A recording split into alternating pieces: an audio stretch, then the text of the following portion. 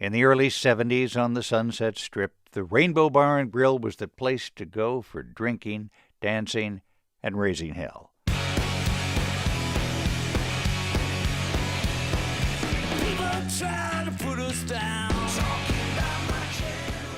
Upstairs above the dance floor, a kind of exclusive social club took form. Guys like Mickey Dolenz of the Monkees and Keith Moon of The Who. They were called the Hollywood Vampires, and according to Alice Cooper, another founding member, there was only one way into the club: outdrink all the other members. A few years ago, Alice Cooper and Johnny Depp decided they should pay tribute to the club's musical heritage and form a new Hollywood Vampires. So now Cooper and Depp, along with Joe Perry of Aerosmith, are playing some shows. They've just released an album. Alice Cooper joins us now from Los Angeles. Thanks so much for being with us. Thank you. I'm feeling very good for a vampire. And you sound great for a vampire. And Johnny Depp will be joining us in a few minutes. Yeah, Johnny's great, yeah. Let me begin with this. So what's the big deal about a bunch of rock stars getting together and drinking maybe too much? So everybody was at the top of their game at that point in the early 70s. And we all drank anyways, right? It just seemed that we always ended up at the Rainbow, to the point where they finally just said, why don't you guys go up into this loft where we'll kind of protect people from coming around and, sitting on the tables. And we thought that was a great idea. So every single night, there seemed to be the same 7 or 8 guys. Mm-hmm. Harry Nilsson, myself, Mickey Dolenz, Bernie Taupin, Keith Moon when he was in town. It was actually sort of a social club, drinking club for rock stars that seriously drank. Mm-hmm. And we were indestructible at that age. Well, you thought you were indestructible. Well, yeah, that's the thing. Now, already 2 of the guys that were honorary vampires, Jim Morrison and Jimi Hendrix, had already died at 27. And they were certainly archangels in our group. But, it was at that time when you really did feel totally indestructible. You were out on tour, 75 cities in 80 days, and then making records on top of it. And they started calling us the Hollywood Vampires because anybody only saw us at night.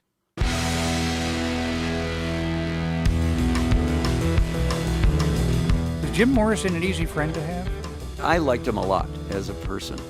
He was this very poetic character, and death was always on his mind. And it showed up in his songs. I mean, almost every song he wrote had something to do about dying. He was an American treasure that went way too soon.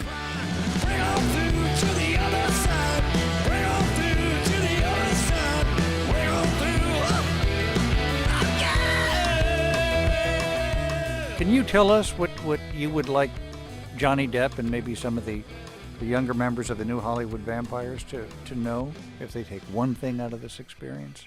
Well, for one thing, Johnny's already got it.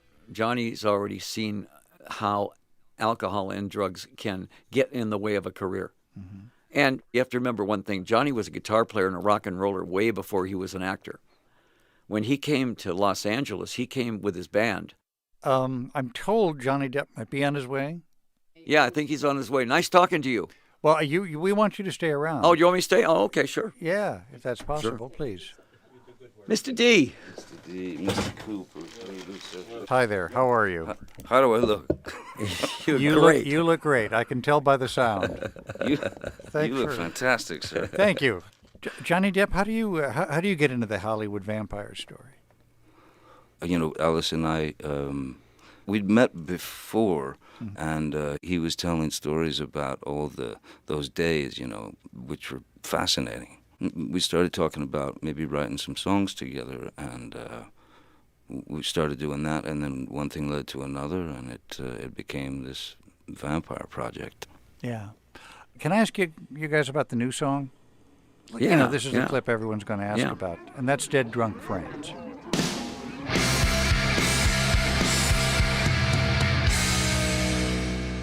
I kind of pictured it this way. We're in the Rainbow at about 5 a.m. when there's nobody there. And there's really, the only people there are the ghosts. It's a toast to them. And it ended up being a drunk pirate drinking song. But it's got a certain melancholy about it that it really sums up the album, I think.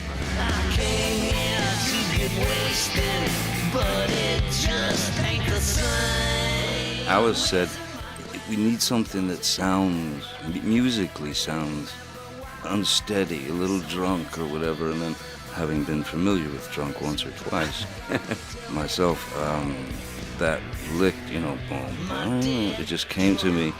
So I presented it to Alice. It had a drunk swagger to it. Yeah, Alice just went. It felt like he wrote the lyrics in about a minute.